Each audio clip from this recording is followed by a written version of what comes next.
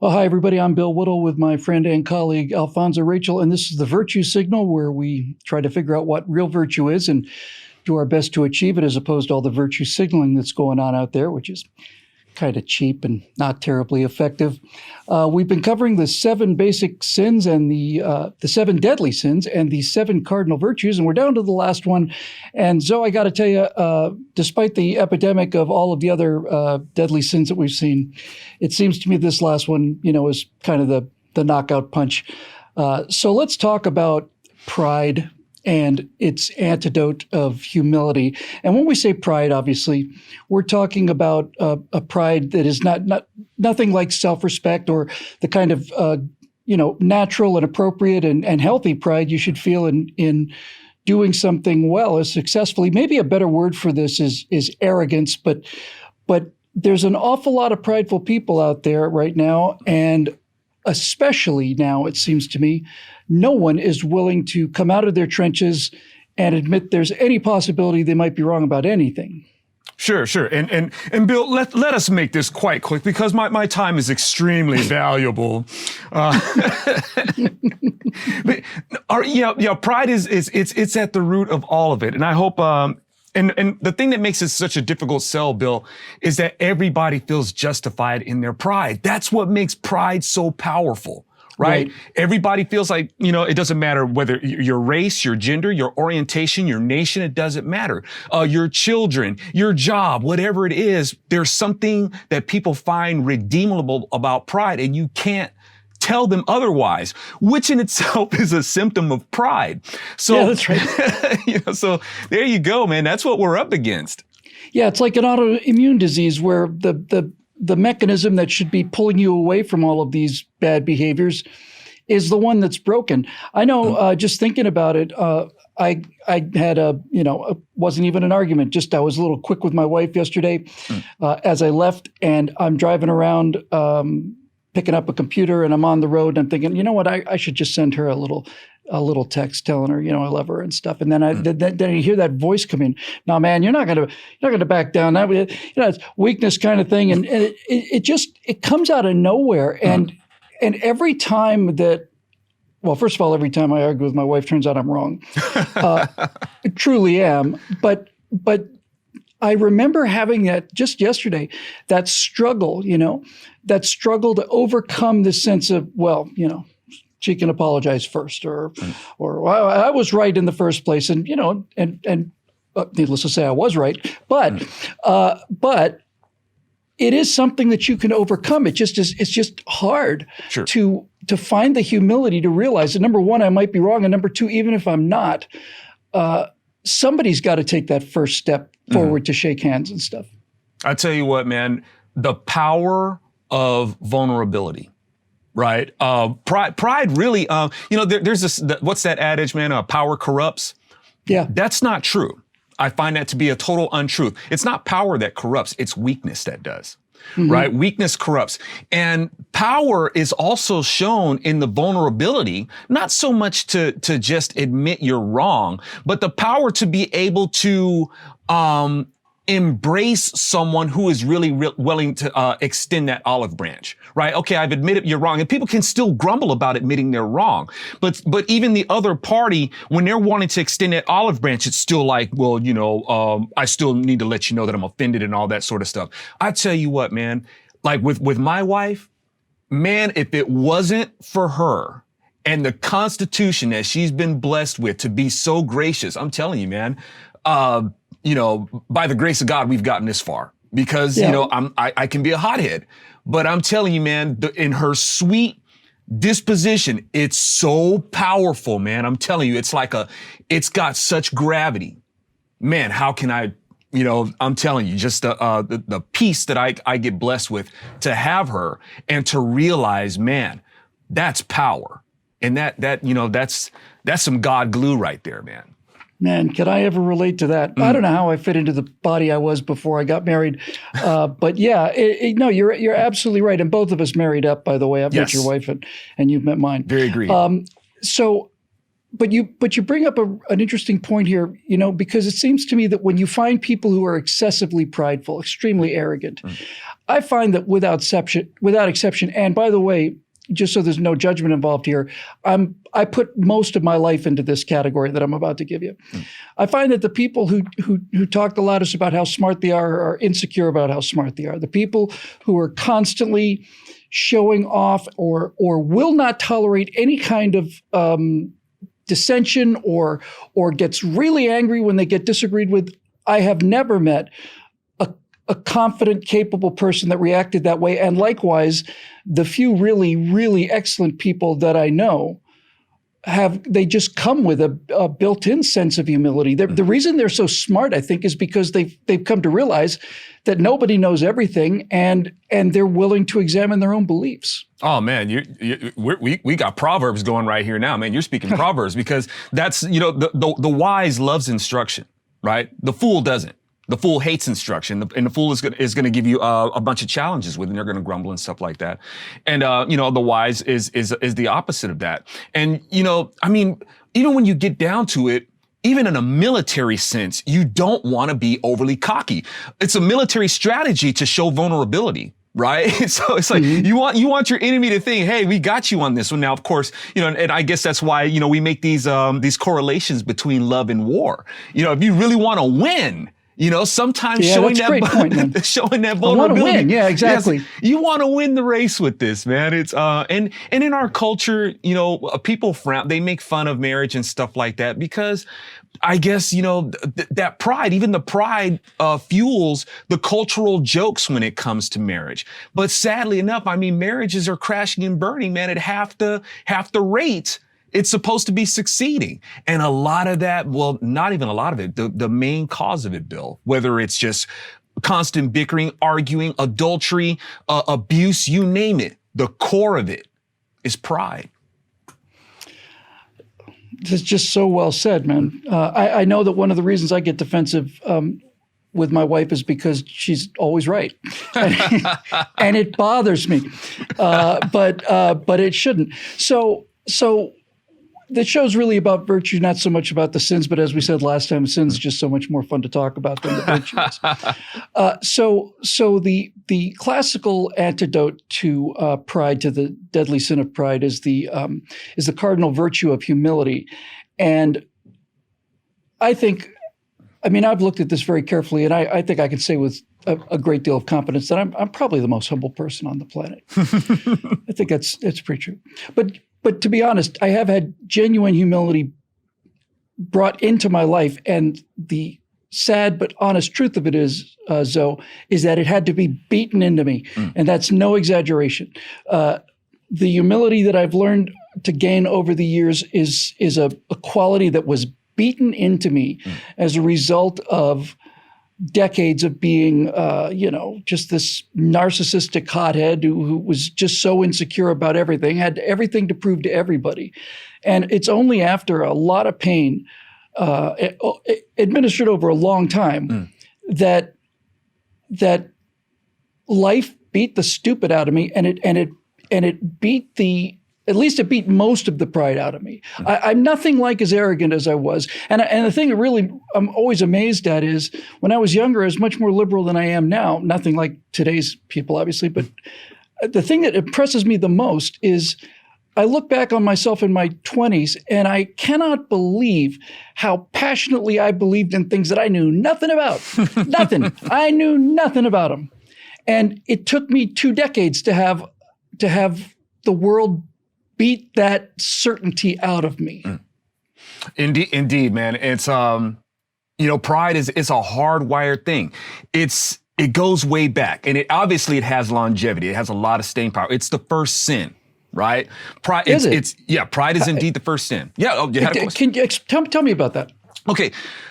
A lot of folks believe, especially if you're coming from a biblical point of view, a lot of people think that the first sin was Adam's transgression. It was not. It was not the first sin. The first sin is what God saw in Satan himself, right? That was the first sin. His sin was his pride. right? Pride goeth before the fall. That's the one, right? Haughty spirit before the fall, pride goes before destruction. And a lot of people will try to make distinctions between the two. No, they're the same thing. When God says things like that, he's doubling down. He's not trying to split hairs and try to give you two separate meanings about fall and destruction or anything like that. No, they're the same thing. You break it down into Hebrew, it means the same thing. God is the kind of person who's like, look, just in case you didn't understand it the first way I said it, I'm going to say it again, right? I'm going to cover my angles. So now here's the thing with Adam and Eve. Satan's name means the accuser, right? Basically, and just a side note, Bill, I think that the very interesting thing about the seven deadly sins, the very sin that really should be listed in there, the very sin that brought this whole thing on is slander. And it's not mentioned in the seven deadly sins. I think that's very strange, right? So Satan, the accuser himself, goes to Eve. He didn't go to Adam. He went to Eve, right? And told Eve this untruth. You will be like God. God never said that Eve would be like God. Adam said that Adam would be like God. But Satan tapped into her feminist pride, right? Tapped into her feminist pride. And from there, he was able to, one, with the accusation, causing her to distrust God, and then tapped into her pride. So the first sin itself is pride. That was the tool that he, and from pride is the accusation is what he used to unlock it in them. That is really, really profound. I never really thought about it that way. But whether you literally believe in this or whether you think it's figurative, moot point for the moment anyway. I'm speaking to the audience here. I know how you feel. But I never really thought about it that way. If all of the sins, the classical sins and even the small little modern high-tech sins, if all sin is essentially temptation from the evil one, if it's the goal of Satan to destroy your soul, and the way that he does that is to dangle shiny things in front of you that will bring out your sins, will bring out your gluttony, your lust, your greed, wrath, all of them. But that motivator, Satan, that motivator of evil doesn't exist without pride. It's I would rather reign in hell than serve in heaven. Yeah. Just plain sheer arrogance of it. Right. And again, whether you see it literally as figuratively, this is the flaw in the human heart, is that we are so driven by this,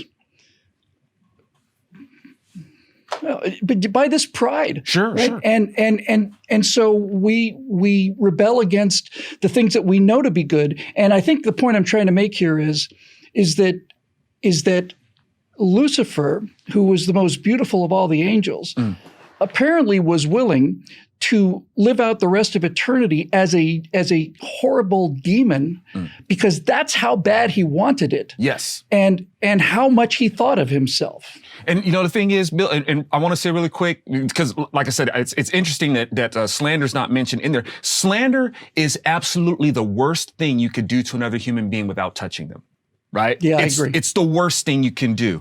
And pride is demonstrated as we see all these things play out. And one of the reasons why people have such a difficult time believing in God is because of the most prideful institution there is, religion itself. Religion itself is an institution of pride. Oh, I'm a Catholic. Oh, I'm a Muslim. Well, oh, I'm a Mormon. I'm this, I'm that. People they'll stand on their own religion as a basis of pride, and each one of their religion has a basis of merit against what Christ says himself. There is nothing that you can do. Your righteousness is but filthy rags to me. Right? Now, when we look at the first commandment, I mean, and really when we want to get down to virtue, and Bill, I've examined a lot of it. As the saying goes, it only takes one sip of wine to know if it's a good or bad bottle, right? I've examined enough religions to realize that what the Lord is saying is the truth. Jesus himself is the original freedom from religion foundation. Religion itself is oppression. He hates it, right? Come as a surprise to a lot of people. He hates religion. Now, the thing is, the thing that keeps people from believing in God is pride. The first commandment, Bill, the first statement in the commandments is, I am the Lord your God who brings you out of Egypt. Now, that in itself is such a high truth that it's a commandment, right? Now, it says that to bring you out of Egypt. Egypt itself means bondage. It means oppression. It means slavery. So to God, the highest offense is to be oppressed, right? God hates oppression. And among those oppressive factions is religion itself, because nobody can live up to their religion. Nobody can. According to everybody's religion, you're either going to die in hell, or you're going to die in global warming, or you're going to die in nobody can live up to it. That's why Jesus came to free us from it, right? And you got to do one simple thing: get over your pride and believe he's telling the truth. Again, I just learned so much from this. When you hear the commandment, thou shalt have no other gods before me, my entire life, what I thought that meant was God was being a little, having a little hissy, and it's like, you can have your statue of Baal and you can have your golden calf, just none of them before me. I'm the top dog. But after listening to you, I realized, no, that's not it at all. It's much, much deeper than that. When God says you shall have no other gods before me, what he's basically saying is, you shall not worship your large house before you worship me. You shall not be adoring your $100,000 sports car before me. You shall not have the desire to win an Academy Award come before me. And this is the problem that exists throughout all of human history, is that we look to worship things, and there's no other word for it. Certainly I know for a certain fact a number of actors who worship the idea of winning an Academy Award. It is a religious commandment for them. Yes. And if you look at things that way, basically it's an attempt to pull your focus away from all these shiny things that aren't good for us and put it back. And the essence of the 12-step programs with addiction, the first step is to realize. Well, first step is to realize, that you're an addict or that you're an alcoholic. That's the first step in the programs, is to say, this is what I am. And the reason it's the first step is, if you're not willing to break your pride by admitting that you're a drunk or an addict or whatever, then the rest of the steps are not ready. You're not going to get anything out of them. You got to surrender first.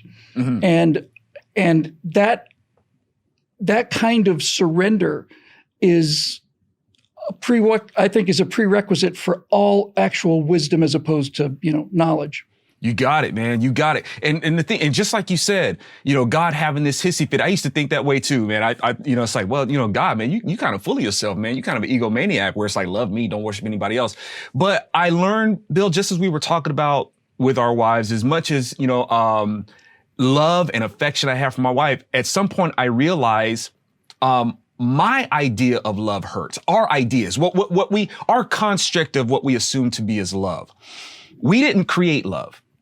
So as far as I'm concerned, it'd be a good idea to consult with the author of it. God is like, look, love me, not to fill my ego or anything like that. Love me, because through me, you will learn how to love others. This isn't for my sake. This isn't for my ego trip. It's for yours. It's for your benefit. So when we talk about humility, that humility to be able to go to God and say, if I really love this woman the way I say I want to make her happy, and I want to make her happy for as long as I can. I don't know how long that will be. It's like we look at each other's eyes and we're like, I want to love you forever. Well, I can't facilitate forever, but I have the desire to. I think it's just like C.S. Lewis says, if I can paraphrase him really quick, Bill. C.S. Lewis says, I have an appetite. I'm hungry. And because I'm hungry, I know that there's something to facilitate that need. I feel the need to breathe, and there is something to facilitate that need to breathe. There's air. I also have the need to keep on living. So I know that there has to be something to facilitate that need. Well, I have a need to love my wife eternally. I know that I cannot provide eternity, but I know that there is someone who can. There has to be. Logic dictates it. If I feel the need for it, there must be a facilitator for it. Just politically, all of the mass murder in history, from Genghis Khan, Mao, Hitler, Stalin. The one thing all of these lunatics have in common is their megalomania, is their infallibility. That's the one thing that's really required if you're going to crank out a machine that's going to kill millions or hundreds of millions of people, is the sense of your own absolute and utter infallibility. And so as we conclude this series of the 7 deadly sins on the virtue signal, it seems pretty clear to me that the deadliest of them all is pride by a wide margin. And when I think about how self-centered all of these dictators are, I'm especially struck by something that Peggy Noonan said about Ronald Reagan. And there was she was writing speeches for him at the time, and somebody suggested, well, you need to tell the American people that we need to do this. And Reagan essentially said, I'm not here to tell the American people what to do. They're here to tell me what to do. And that fundamental decency is the essence of what this country is, and we lose it at our peril. This show is made possible by the members at BillWhittle.com, especially the new members who we challenged and who met the challenge, and we brought our friend Alfonso Rachel back. So, Zoe, great talking with you again. Good to see you. Thank you, man. Good to see you. And we'll see you again right here next time on The Virtue Signal.